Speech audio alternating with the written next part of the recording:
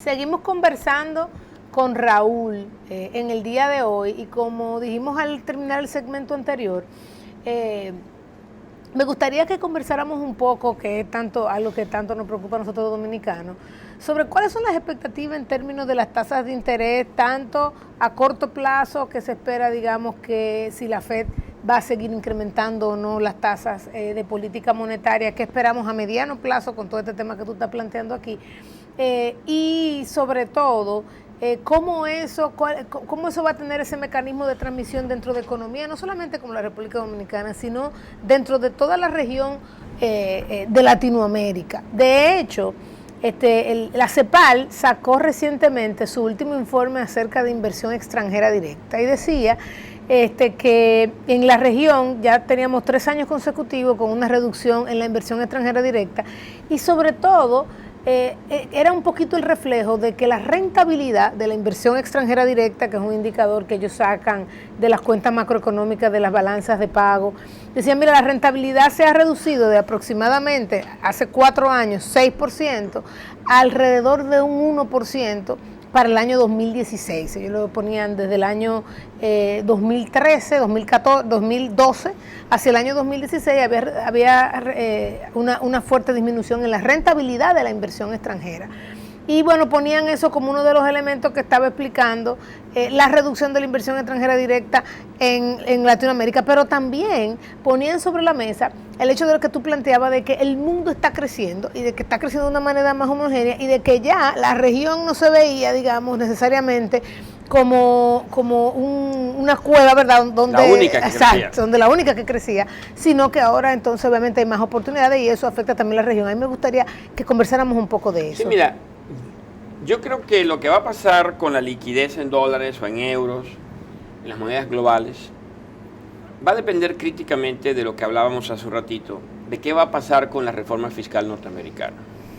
Si hay una reforma fiscal razonablemente bien hecha, diseñada, sin que sea perfecta, y Estados Unidos puede, a través de un programa de infraestructura, aumentar considerablemente la inversión, tanto pública como privada, o en proyectos públicos, no necesariamente del gobierno.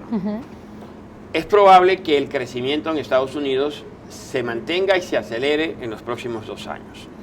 Dado que la economía está prácticamente en pleno empleo, si no es que más que pleno empleo, pronto Estados Unidos comenzará a resistir, a exhibir presiones inflacionarias, que hoy no son visibles. Y eso va a llevar a que la Reserva Federal, el Banco Central de los Estados Unidos, pues mantenga su estrategia anunciada de ir normalizando gradualmente las tasas de interés, es decir, irlas subiendo, porque actualmente las tasas de interés al 1.25% de corto plazo en Estados Unidos están sustancialmente por debajo de lo que es lo normal. Lo normal sería unas tasas entre 3 y 3.5%. Entonces, lo típico, lo que sería esperable es que en los próximos 2 años y medio veamos a las tasas de corto plazo en dólares subir del 1.25 al 3%. Ese escenario, que yo le llamaría el escenario base, puede variar. Vamos a ver la primera variación. Estados Unidos, Donald Trump vuelve a decepcionarnos a todos y no logra sacar la reforma fiscal porque se entretiene en cosas que no son importantes. Bueno, se estalla una crisis política, se debilita el crecimiento en Estados Unidos, la Reserva Federal tendrá que olvidarse de sus planes de subir tasa y volver a pensar en cómo ayudar a la economía americana para que siga creciendo o por lo menos la recesión sea la menos dolorosa posible. Entonces no habrá alza de tasas e incluso podríamos pensar que podría haber un regreso a tasa cero otra vez y a programas de expansión cuantitativa. Ese escenario que es bueno para las tasas es malísimo para la economía, porque nos implicaría un freno en el escenario de crecimiento que traemos. Yo lo veo un escenario no que tiene probabilidad cero, pero baja. Si tuviera que poner una probabilidad de ocurrencia, yo pensaría que eso es un 10%, un 15% de ocurrencia. En el escenario donde las tasas suben normalmente hasta 3, 3,5%, es el escenario que vemos con un 70%, 75% de probabilidad. Existe el otro caso de que el crecimiento sea tan exitoso, crezca tan rápido la economía, que la inflación comience a ser una amenaza para la estabilidad financiera de Estados Unidos y del mundo, y la Reserva Federal nos sorprenda y en vez de subir a 3, suba a 5% las tasas de interés. En ese escenario es muy preocupante porque si bien hay crecimiento que es bueno, el alza de las tasas va a anunciar de que ese crecimiento pronto se acabará. Y seguramente estaríamos entrando a una recesión inducida por el propio Banco Central para evitar un periodo de inestabilidad de precios.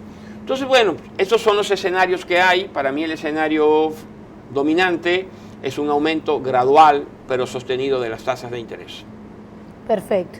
Y en ese escenario, como tú dices, bueno, gradual y sostenido de las tasas de interés, ¿cuál sería el dinamismo del mercado de valores en ese escenario y de los flujos de capitales, sobre todo dentro de la región, en el mundo, pero sobre todo me interesa que lo veamos un poquito dentro de la región? Mira, yo creo que los mercados de capitales están ricamente evaluados, es decir, los múltiplos a los que se venden las acciones en Estados Unidos están en la parte alta de sus ciclos. Casi 20 veces las utilidades se están vendiendo las empresas que están en el Standard & Poor's, cuando lo histórico son 16.5 veces utilidades.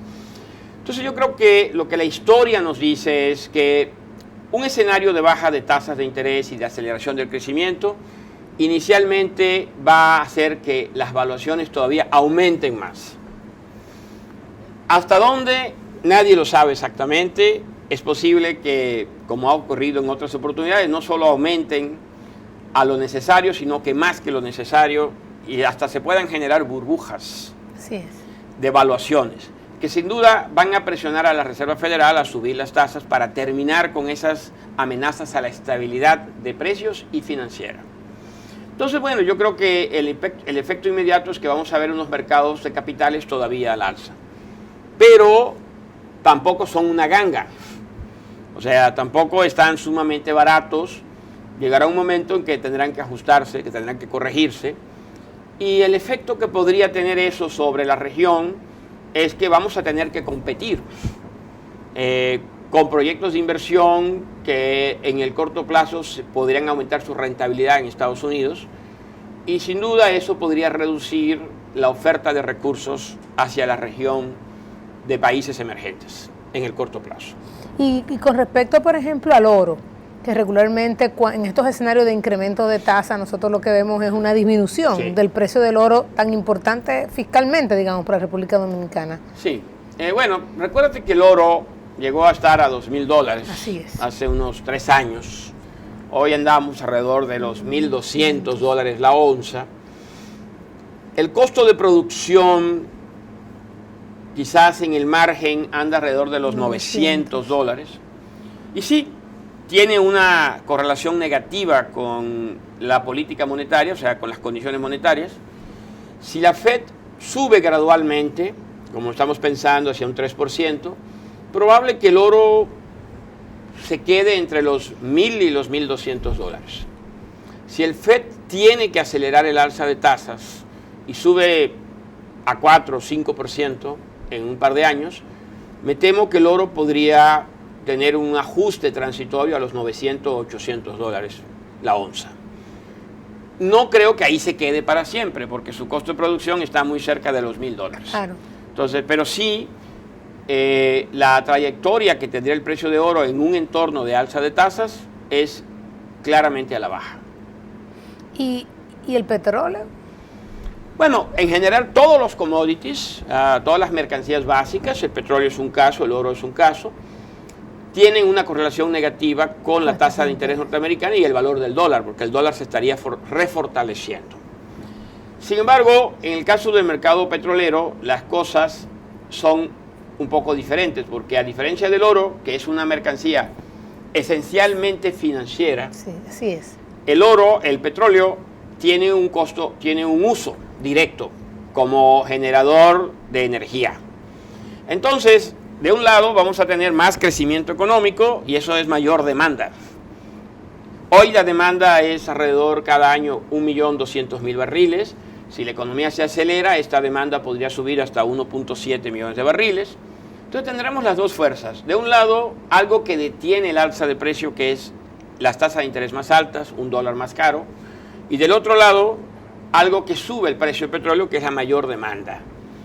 Pero en el caso particular del petróleo, y para hacerlo más complicado todavía, estamos viviendo un choque de oferta. Así mismo. En especial en el tema de la producción de shale oil en Estados Unidos. Quizás vale la pena comentar esta revolución, porque hay que ponerle esa palabra. Sí. Hace menos de 7 años, Estados Unidos producía 4 millones de barriles de petróleo diario y hoy produce 9,5. Es una velocidad tremenda lo que ha crecido la producción en Estados Unidos. Este incremento de la producción de una nueva fuente, shale, permitida ahora por la nueva tecnología, es lo que ha hecho que el precio caiga. Entonces, creo que si el crecimiento se acelera, el precio del petróleo va a subir. Va a subir, pienso yo, a la región de los 55, los $60, pero no mucho más. No mucho más. No mucho más, porque ahora hay oferta. Si no hubiese esta revolución del shale oil, el precio podría subir a los 75, los $80, pero dada la producción disponible y que se hace rentable a 55, $60, creo que la oferta de petróleo aumentará igual que la demanda y el precio se podría estabilizar entre 50 y $60 en el caso de los marcadores internacionales. Mira, yo creo que en el caso del petróleo también quizá podría incidir este cambio que estamos viendo en las matrices de producción de energía en los diferentes países del mundo, ¿verdad? Todo esto que quizá va a tener un impacto más a mediano plazo, más un poquito a largo plazo, sobre las nuevas fuentes de energía alternativa, todo este movimiento, ¿verdad?, en torno a la utilización de los combustibles fósiles o no. Yo creo que también es algo que puede de repente impactar el petróleo. Estos últimos comentarios que hemos hecho impactan de manera directa a la República Dominicana. Ciertamente, por un lado, el tema de las tasas de interés, donde el gobierno dominicano ha venido en los últimos años dependiendo fuertemente para su financiamiento del financiamiento internacional, de la emisión de bonos soberanos, ha sido una de las fuentes principales de cubrimiento del déficit que tiene el sector público. Por otro lado, obviamente, el precio del oro, que es importante también para las finanzas públicas. Entonces, cuando tú tienes, como tú dices, cuando tienes un escenario que ambas cosas han ido positivamente a las finanzas públicas dominicanas, porque lo que ha pasado en los últimos años es cierto que luego se desplomó, luego de estar, como tú bien dices, casi en los 2000, que era cuando comenzó en República Dominicana la producción fuerte como tal, ahí fue que estaba en su mayor precio, eso luego se desplomó, pero digamos se ha mantenido alrededor de los 1.200, mientras no se pegue a la barrera de los 900, que es más o menos lo que te diría que las empresas tenderían a parar y a no seguir produciendo en países como los nuestros. Entonces, estas dos cosas, baja tasa de interés, un buen precio del oro, ha sido positivo para las finanzas públicas dominicanas. En un escenario donde tú dices, mira, por un lado suben la tasa de interés, por otro lado los precios del oro quizá no van a estar en la vecindad de 1.250, sino más bien en la vecindad de 1.100. Obviamente que eso es un reto para las finanzas públicas dominicanas.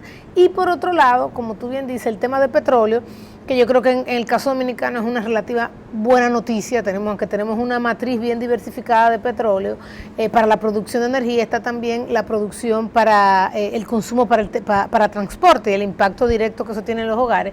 Y yo creo que el caso del petróleo sigue siendo una situación, si la vemos a partir de hoy, normal. O sea, ahí no vamos a esperar ni grandes ganancias ni grandes pérdidas para el caso de la República Dominicana. Entonces, este ambiente internacional y además, como tú bien dijiste, bueno, ahora vamos a estar compitiendo. ¿Cuáles son los proyectos que habrán en un país como República Dominicana para competir en estos mercados por la atracción de capitales a un país como el nuestro?